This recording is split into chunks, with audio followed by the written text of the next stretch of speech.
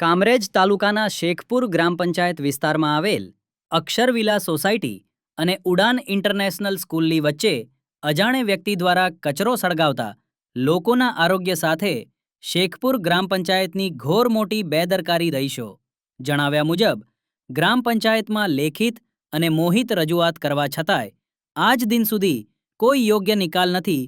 શેખપુર ગ્રામ પંચાયતના સરપંચ પતિ એ રહીશોન વિશ્વાસ આપતા જણાવ્યું કે આજથી 8 દિવસમાં અમે યોગ્ય નિકાલ લાવશો અને જો નિકાલ નહીં આવે તો આનો જવાબદાર અમે રહીશું.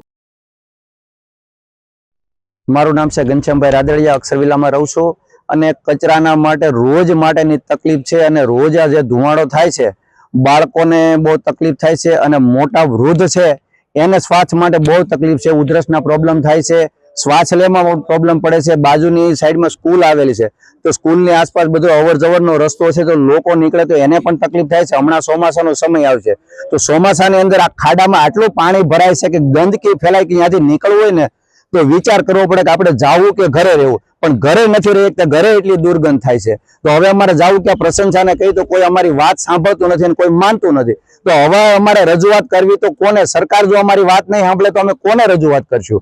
ચૂંટેલા નેતાઓ આ તે બધી વ્યક્તિને અમે અમારી રીતે રજૂઆત કરી છે પણ હજી અમારી રજૂઆતનો કોઈ જવાબ આપ્યો નથી અને જવાબ આપે તો એમ આપે છે કે અમે આગળ કાર્યવાહી કરશું. હવે ક્યારે કરશે ને એ જવાબ કોઈક આપે તો અમને ખ્યાલ આવે કે આ લોકો ક્યારે એની કાર્યવાહી કરવાના છે.